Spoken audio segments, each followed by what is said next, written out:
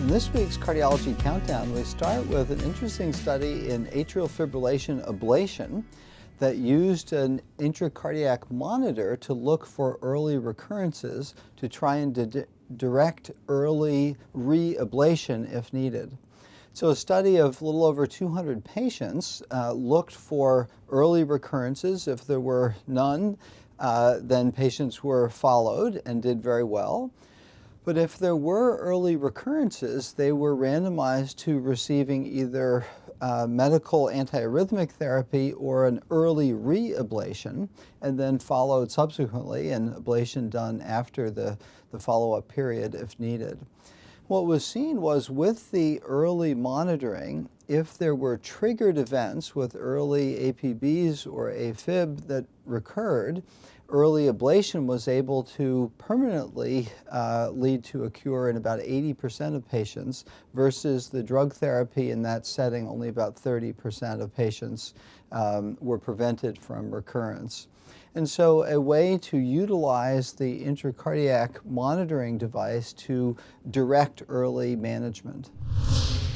The number 2 spot this week is a study of CABG that looked at use of the right internal mammary artery in addition to the left as compared with the radial artery.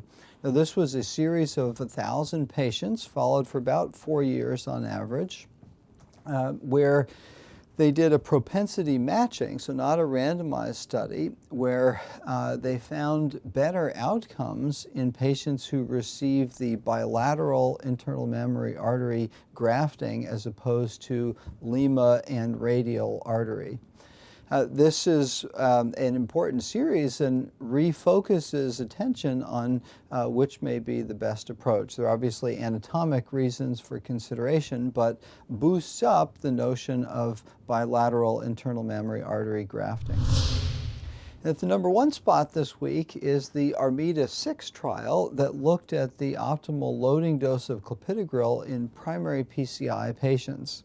This was a small study, just 200 patients, but one that looked at various measures of infarct size with enzyme elevation size, as well as ejection fraction and outcomes. And they found better outcomes in those randomized to a 600 milligram loading dose as opposed to 300 milligrams given in the emergency department in patients undergoing primary PCI for a STEMI. This has been incorporated in the guidelines, but a nice randomized trial supporting its use. So with this week's Cardiology Countdown, I'm Chris Cannon.